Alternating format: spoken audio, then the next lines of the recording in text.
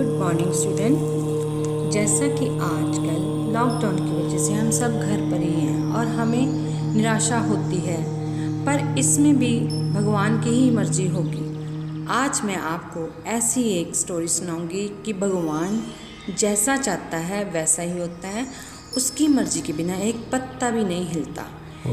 इसलिए जो भी हालात हो, हमें हमेशा भगवान का धन्यवाद करते रहना चाहिए। एक राजा अपनी दानवीरता के लिए प्रसिद्ध था। वो हर रोज़ गरीबों में धन अनाज बांटता था। उसके पास हर रोज़ बहुत से गरीब दान लेने के लिए आते थे। उनमें से एक बूढ़ा भिखारी था जो हमेशा भगवान का ही धन्यवाद करता था। राजा को बहुत बुरा लगता था। उसने एक युक्ति लगाई कि क्यों ना आज मैं इसे अनाज की जगह कुछ वस्त्र दे दूं। और उसके साथ एक और नौजवान भी आता था जो हमेशा राजा का ही गुणगान किया करता था और हमेशा राजा को ही धन्यवाद दिया करता था। राजा ने नौजवान को कहा कि आज तुम उस रास्ते से घर जाना जिस पर मैं चलकर जाता हूँ, और उस बूढ़े भिखारी को बोला, तुम आम रास्ते से घर चले जाओ, तुम कल आना और फिर मेरे वाले रास्ते से घर जाना। नौजवान जब राजा के रास्ते से घर जाने लगा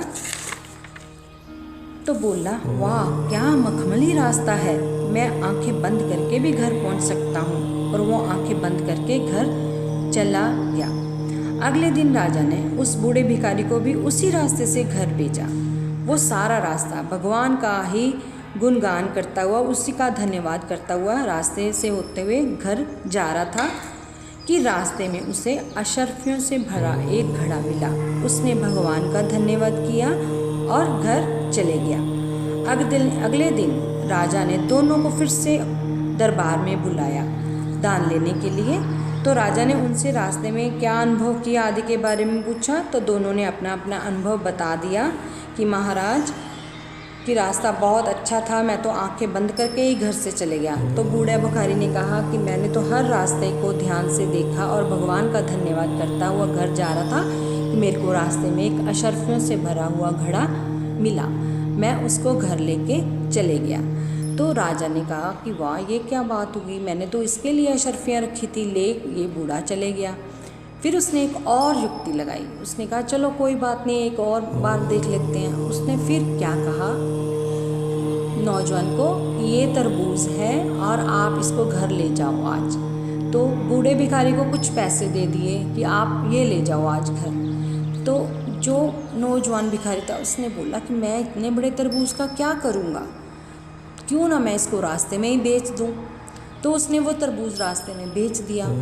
अब बूढ़ा भिखारी था, वो कहता आज घर में खाने के लिए कुछ क्यों ना मैं ख़रीद के ही ले जाऊं। तो वो क्या होता है, जब वो नौजवान तरबूज बेचता है तो भगवान की दया से वो बूढ़ा भिखारी वही तरबूज खरीद के घर ले जाता है। जब वह घर में काटता है तरबूज को तो उसमें से ढेर सारी सोने की अशर्फियाँ निकलती हैं। अगले दिन नौजवान राजा के दरबार में जाता है भीख लेने के लिए। तो राजा कहता आज वो बूढ़े वाला भिखारी नहीं आया। तो कहता महाराज उसको अब आने की ज़रूरत नहीं है। महाराज ने कहा क्यों, उसको क्यों आने की ज़रूरत नहीं। कहता महाराज कल उसको भगवान की दया से सोने की अशर्फियाँ ढेर सारी मिल गई हैं, इसलिए अब वो बहुत ही अमीर हो गया है। तो भगवान ने उसको बहुत कुछ दे दिया है।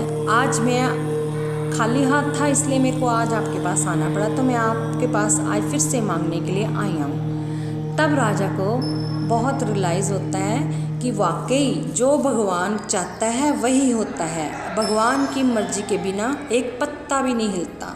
इसलिए हमेशा हर हालत में, चाहे वो हमारे साथ अच्छा हो रहा है चाहे वो बुरा हो रहा है, हमें हमेशा भगवान का धन्यवाद ही करना चाहिए, क्योंकि गॉड की जो पावर होती है वो सुप्रीम होती है।